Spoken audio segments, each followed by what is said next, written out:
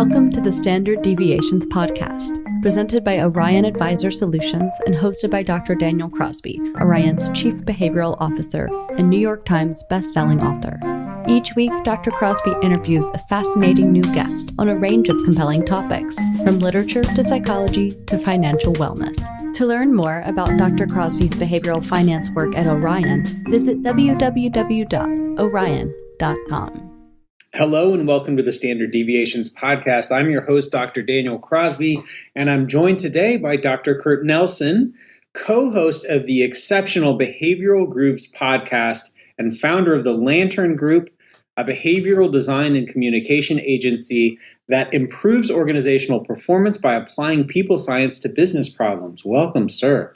Thank you for having me. I'm super excited to be here. Well, I was super excited to do your podcast. It did not disappoint. Longtime listener to your podcast, and I was honored to be a guest, returning the favor here today.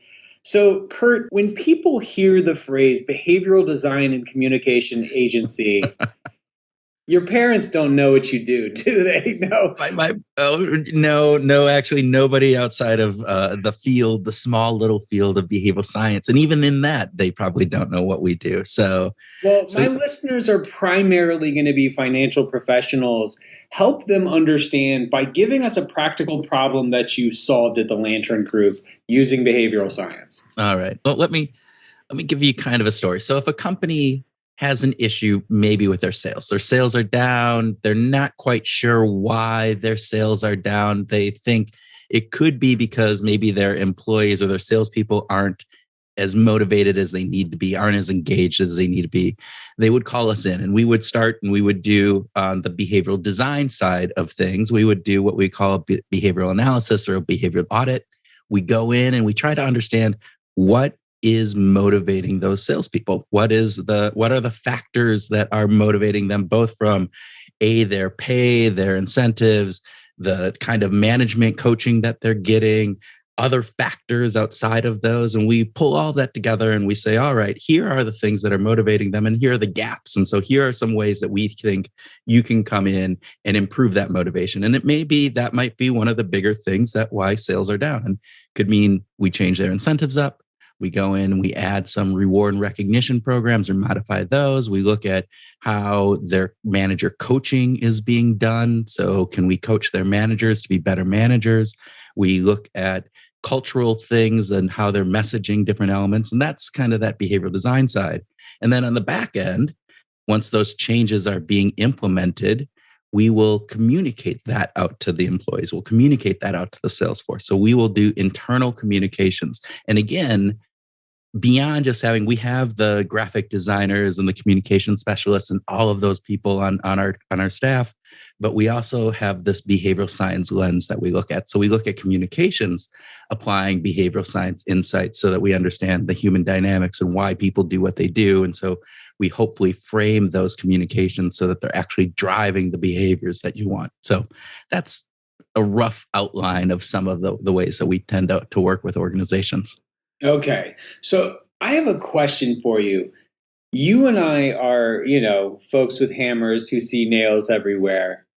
Is there a problem that isn't ostensibly behavioral that ended up being behavioral, if that makes sense? Like, have you ever been called into a business where they were like, oh, this is a very sort of meat and potatoes, practical, technical problem.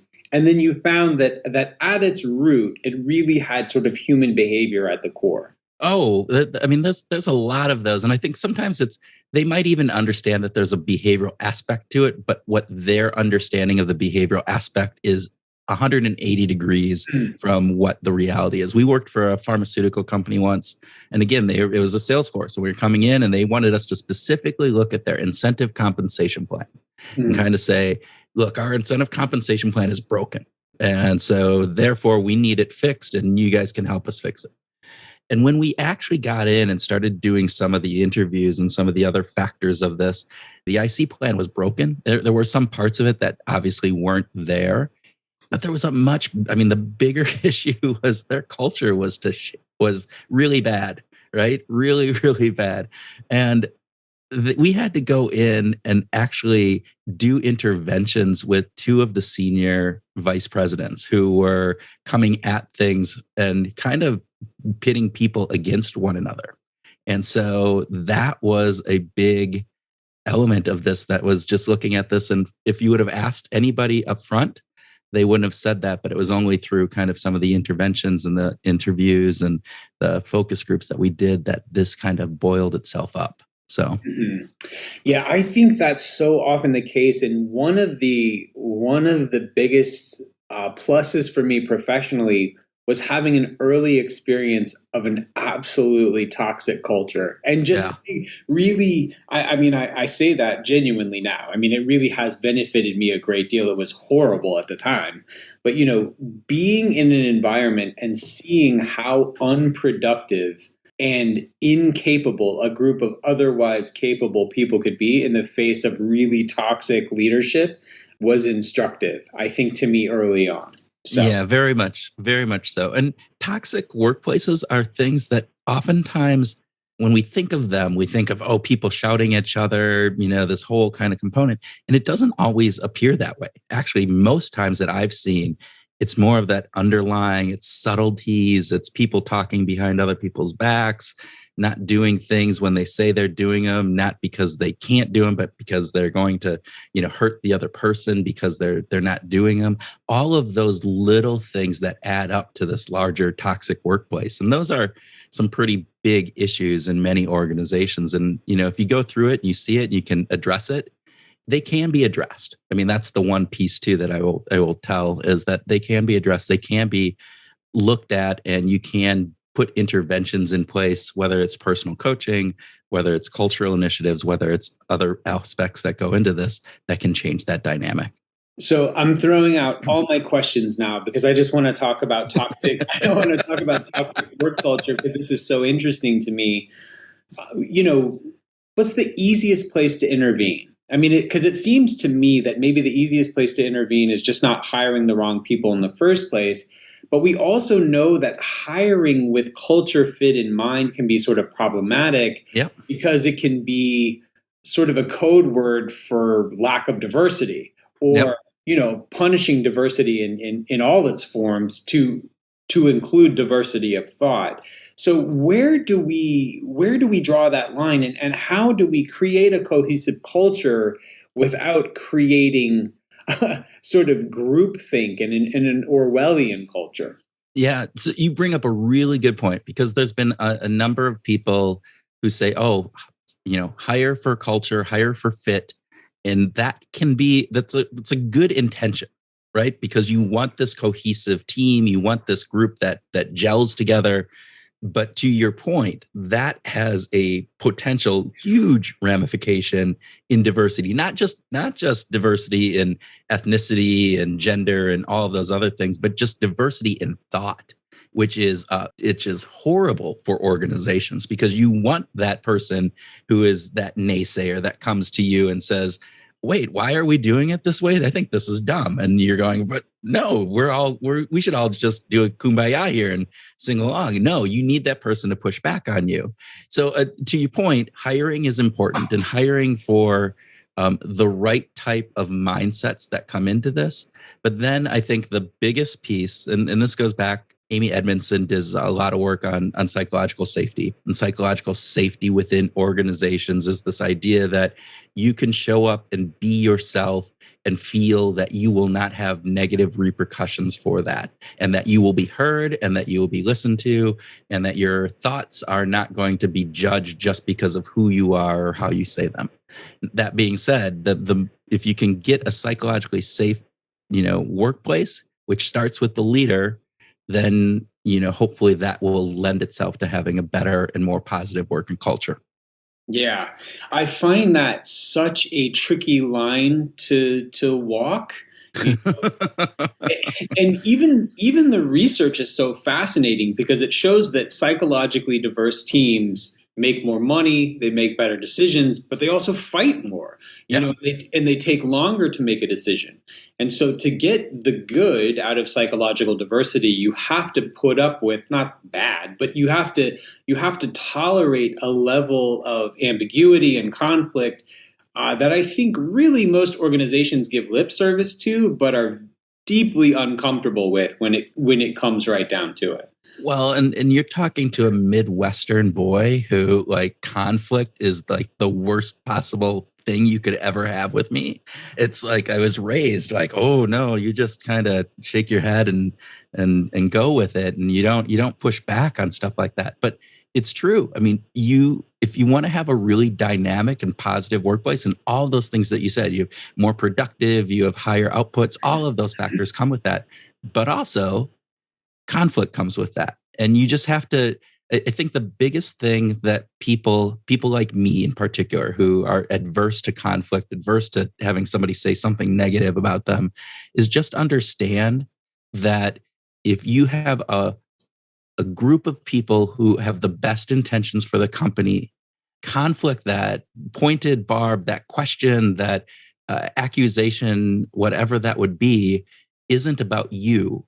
It's intention is to drive the organization forward.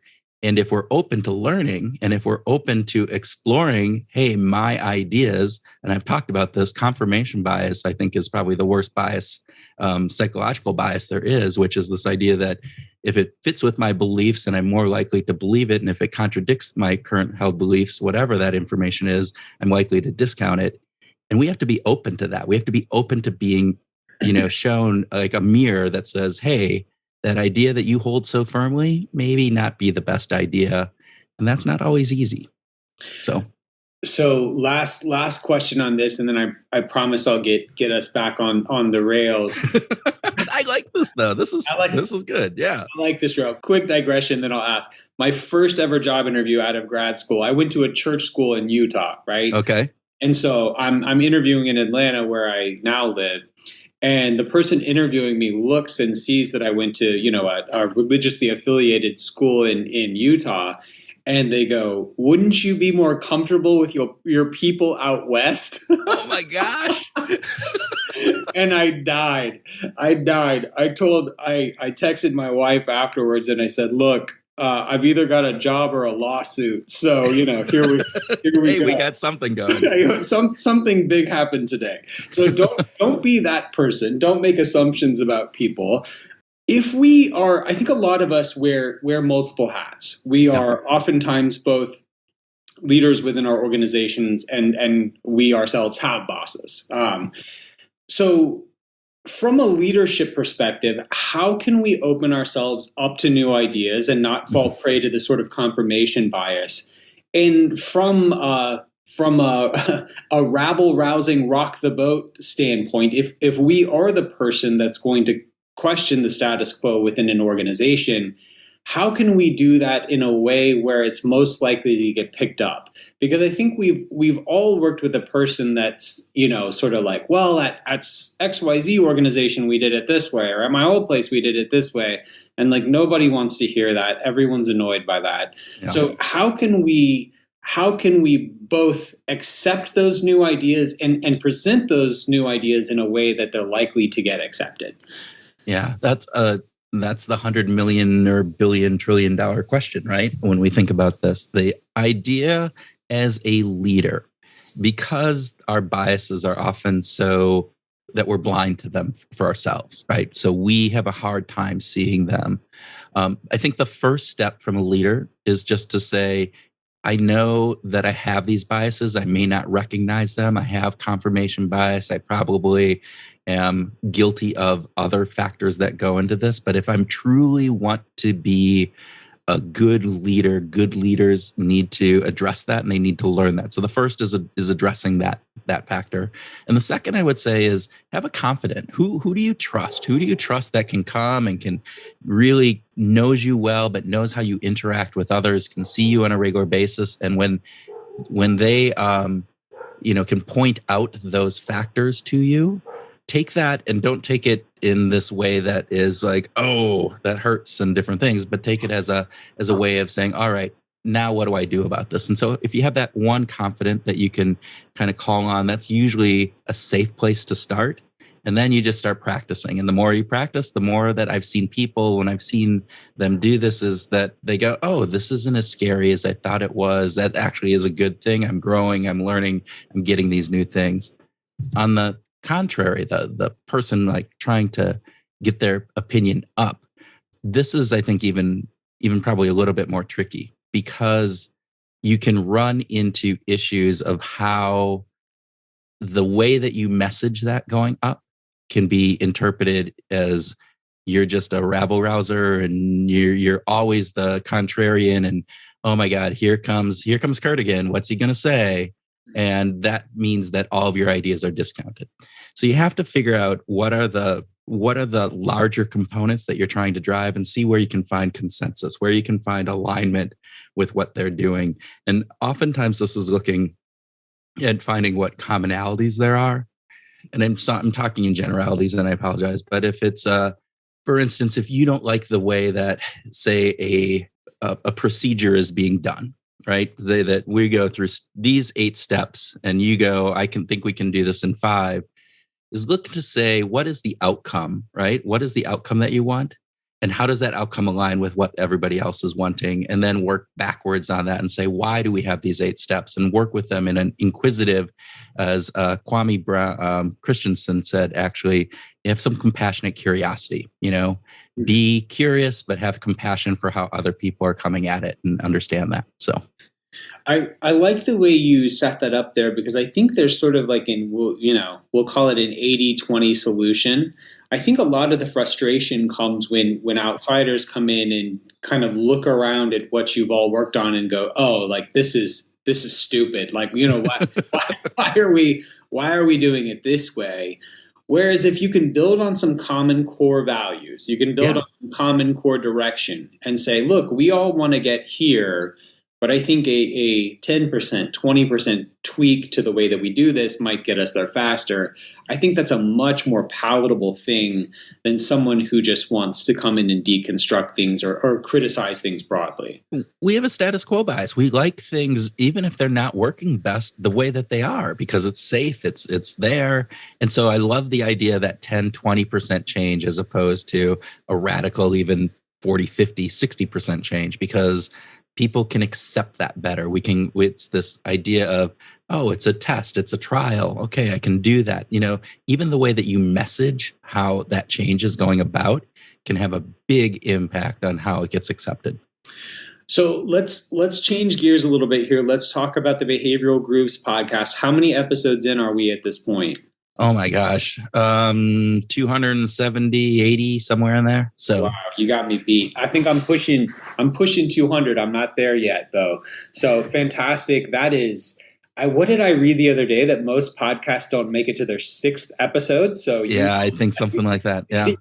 You all are the Cal Ripken Juniors of the podcasting world. This is incredible.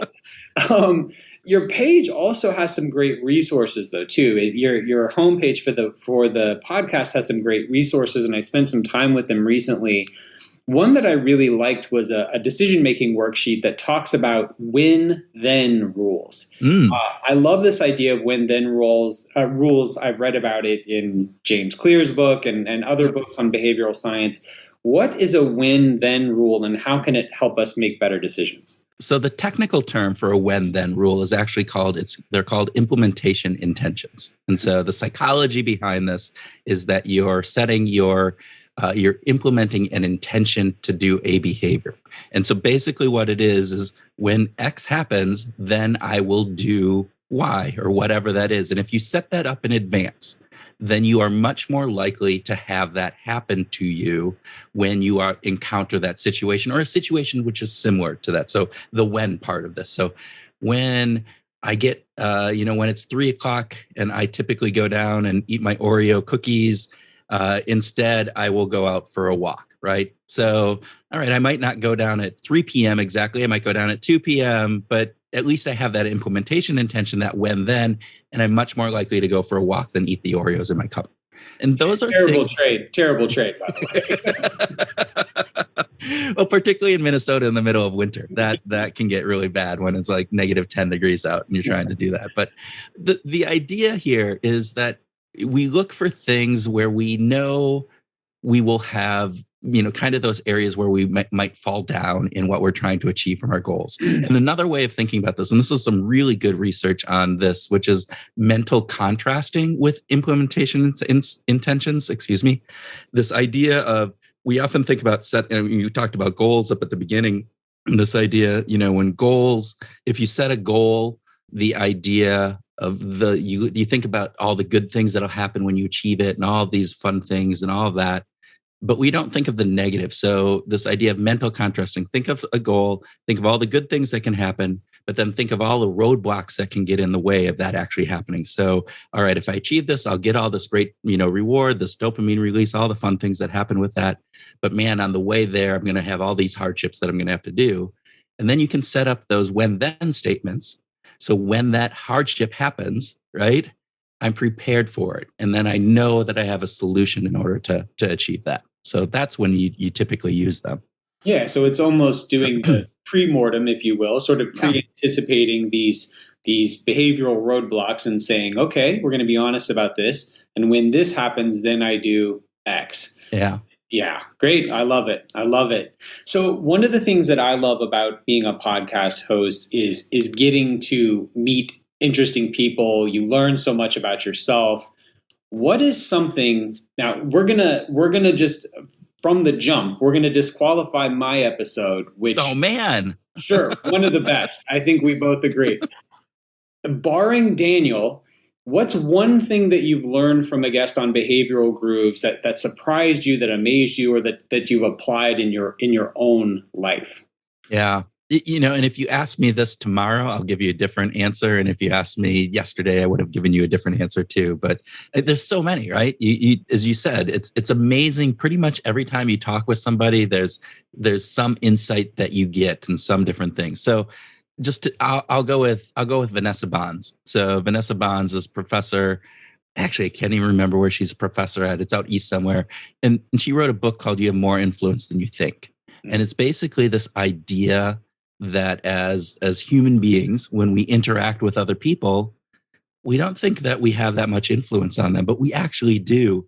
And that asking somebody for a favor, particularly in person, is a really powerful way. And more than likely, people will do that. She did the study that was like, she asked people, all right, if somebody asks you, if I could take your phone and you unlock it for me and I'm going to take it away into another room, would you do that? And like 20% of people said yes, 80 said no. But when they actually did that in a study, they came up and just said, hey, can I have your phone? Can you unlock it for me? I want to go through some stuff.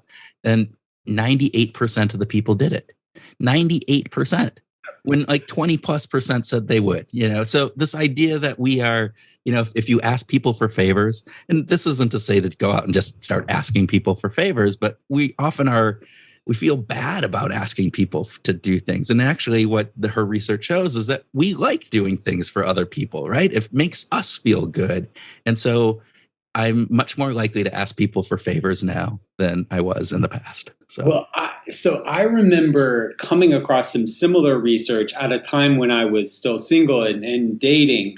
Yeah, and it was effectively like, if you want someone to really like you, is the thing to do a bunch of nice things for them, or to allow them to do something nice for you. And it's the latter. Like, people form sort of more tighter bonds of affection when you allow them to serve you than the reverse. Now, of course, there's kind of a math problem in there, right? Like at some point, a healthy relationship has give and take, and if that's oversimplified, of course. But that was really sort of interesting, because I think we in the West, we in America, we in the Midwest and the Deep South have this sort of ethic of, pick yourself up by your bootstraps, do this all yourself. And I think we do ourselves a disservice sometimes in our relationships when we don't ask for help. Yeah. And when we don't allow other people to serve us, especially at a moment when we really might need some uplift. So I think there's something there. Yeah, Benjamin Franklin, I think, had this a similar thing. He said, if you want somebody to to like you, ask them to do you a favor. Like he said, lend me this book, if you will lend me, and then they tend to like you more. And that's, wisdom from 200 plus years ago. So well, there's some sort of circular reasoning in there, right? Because it's like, well, I lent this person a book, or I gave them my unlocked phone. I guess I must trust them, right? Yes, exactly. Sort of begin to explain to yourself all the reasons why you must like this person. So anyway, fascinating insight. So a follow-on question there. What's something you've changed your mind about since you began hosting the podcast? Lots of different things. One big thing is so in psychology, there's this replication crisis that is supposedly big thing out there in the world today. And before the podcast, I was kind of like, yeah, this is pretty bad. These studies that were done 10 years ago, nobody's replicating them. Does that mean that they don't no longer hold true and different things? And we've had a number of researchers on. And one of the things that we find is that the replication crisis is just part of the scientific method when we think about this in reality, that what you're doing is you're adding that those studies that don't replicate are actually adding to the body of knowledge, because now you understand, all right, it worked here, it worked at one point, and now it doesn't work. Well, why? Why doesn't it work now? What was it that made it work in the first one, and what makes it so it doesn't work this time? And oftentimes when they start digging into those, they find there's differences in different pieces. One of my favorites is the study where they had primed people, women of Asian descent, about their either being a woman or being of Asian descent. And then they gave them math tests. And when they primed them for women, they did poorer. When they primed them as their Asian kind of cultural heritage, they did better.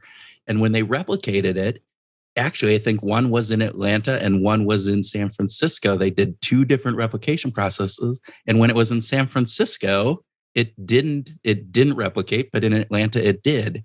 And then when they looked and researched it more, it's a few years later, and the differences in cultural kind of understanding of what my Asian heritage means is different in San Francisco than it is in Atlanta. So all of those lend itself to this idea of better understanding the science and better understanding human behavior. And so I hate that it's called a replication crisis, and that's new. So there you go. So people ask me about the replication crisis periodically. And I always feel bad that I'm not. I think people are always disappointed that I'm not more concerned than I am. And I think, I think first of all, you've laid out some great reasons why. It's all grist for the mill, so to speak. It's all just sort of grist for our understanding. The other reason is I think that if you were too bought into some of this stuff in the first place, you don't understand how social science research works in the first place. I mean, this isn't physics, right? Yeah. I wasn't staking my life on any of these studies. And you always know that there's social and environmental and other variables. And I think the Atlanta-San Francisco difference is a great one.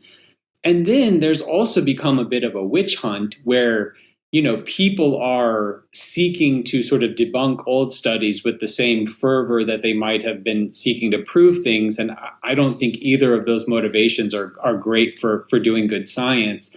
So it's refreshing to find another social scientist who's sort of light and breezy about the replication crisis, because it just doesn't bother me much. It does. Yeah, I agree with you 100%. This idea that we're going after this and saying, oh, this is just totally wrong. And I will admit this. They have found some where there have been p-hacking and some other dubious elements around that. That is wrong. That is bad. That would be a crisis. The fact that something doesn't replicate, that's not a crisis. You are adding to the knowledge, and let's go and figure this out more. So now it just makes it more interesting to me, actually. It's like, okay, so this doesn't generalize to the larger population. Does it generalize to this certain subset? Does it in this manner and that manner? It's been fantastic to just kind of talk with people about that. So. Yeah. No, you do make a good point. I mean, we do need to delineate between p-hacking, and I think there's even been recent cases of outright fraud and manufacturing of data. That's a different animal than a study that doesn't replicate. But yeah, I think that's a good delineation to make. So, you are nearly 300 episodes in. You've gathered a lot of collected wisdom over that time. When you think about just one or two behavioral tweaks that the average person could make to their life to improve their life, what have you learned from the collected wisdom of nearly 300 smart folks sharing behavioral hacks with you? Oh man, I could go on and on. So, all right. So we just had Nick Epley. Actually, I don't think his episode has even been released yet. Nick Epley is a professor at Northwestern, or actually University of Chicago, excuse me. And he does all this work with about sociability and this fact that we as humans are better off when we have social connections, even if they're minor. Like, you talk to somebody sitting next to you on the train, right? That gives us much more well-being than we think. First off, that's the big face as we go. We know it'll probably be good, but we also have trepidation about it and various different things. But in the long run, when you look at that, you are much better off as a person. You're happier, your stress levels are down, you feel more productive. There's a whole bunch of positive attributes that go to just connecting with other people. And this idea that we need to have more connections. And so my little hack that I'm starting to do myself is to just start saying hi to people, like in line at Starbucks, and trying to strike up a conversation with people as opposed to sitting looking at my phone or just ignoring everybody around, which would be my natural tendency. And being able to do that across the board, whether that be with, people that are on a Zoom meeting, just making those connections. The more social connections that we have, the better off pretty much empirically that we can show as our life will be. So we in the Deep South have been doing that for a long time, my friend. We've been chatting up strangers in the line for a long time. My wife is from Connecticut, and the first time she saw me do that, she was like, "What are you doing?" But I have a win then that's embarrassing, but I'll talk about it here because we're friends. So when I work out, then Yeah. I get myself a gigantic Coke Zero. So look, it's terrible. It's terrible. Like, I know this is not. It's offsetting penalties and all that. But when I work out, when I go to the gym, I reward myself with an enormous Diet Coke after I'm done. So I did that this morning. And I was joking around with, there were a bunch of us waiting in line. It was about 4 guys sort of who all got to the line at the same time. And we were all just being very deferential and saying, "No, you go first. No, you go first. No, you go first." And the woman who was working at the cash register was like, basically, will you sweethearts decide who's going to go and like figure it out, and was kind of messing with us. And so we had this sort of funny exchange with each other and with the woman working at the register. And I had the thought, I have missed this so much during COVID, right? Oh, yeah. Yeah. During, when I think about wellness during COVID, which was, just down dramatically, here in Atlanta, calls to suicide lines were up 400%, like in the worst of COVID. Scripts for anxiety and depression meds were out of control. I mean, people just weren't doing well. And when I think about, there, of course, a number of things contributed that. But for me, one of it was just like these little micro kindness of strangers moments where you get to joke around with a person that you'll never see again. Yep. But it's just a nice moment of humanity that I've really missed. Yeah. Two things on that. So one, this bump in moment so Liz Fosslien does written a great work, Emotions at Work. And we talked to her right when the pandemic started. And that's one of the things. We have these bump in moments at work, right? When you're going to a meeting, you're walking down the hallway.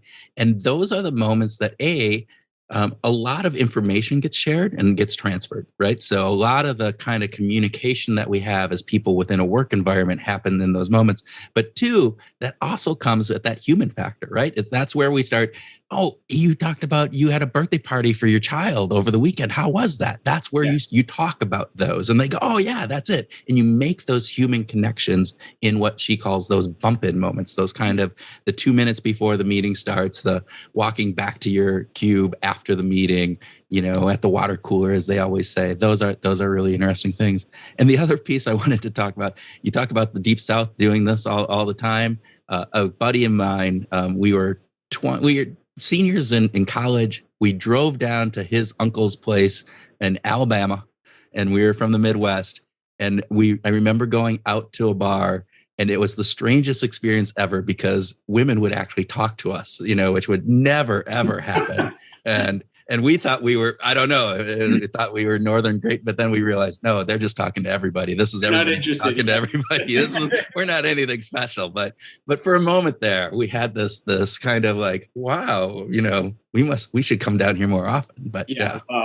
I'm from Alabama, and we have never met a stranger. And I'm telling you, my wife really thought that was the weirdest thing, that I'll just talk to anyone, anywhere, at any time. But yeah, it's definitely a cultural thing. Well, to anyone listening to this, you've seen sort of Kurt's wit and wisdom on display here. It's on full display on his podcast that he co-hosts with Tim Houlihan, Behavioral Groups. I'd encourage you all to check it out. If people want to learn more about your work, where can they find you and learn more about your work? Yeah, so obviously you can connect with me on social media. Twitter handle is at What Motivates, and so I can be that there, or Motivation Guru. Have a two different ones, and then also LinkedIn. It's Kurt Nelson at LinkedIn, or the Lantern Group website, or the Behavioral Group's website. Either one, they both have ways to connect, but those are probably the best ways. So, right. Thank you so much for sharing your wisdom with us today, and keep going strong on the podcast, sir.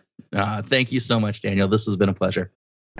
Thanks for tuning in to Standard Deviations. If you can't wait till next week for more behavioral finance insights, visit www.orion.com. All opinions expressed by Dr. Daniel Crosby and podcast guests are solely their own opinions and do not reflect the opinion of or endorsement by Orion and its affiliates, subsidiaries, and employees. This podcast is for informational purposes only and should not be relied upon as a basis for legal, tax, and investment decisions. The opinions are based upon information the participants consider reliable.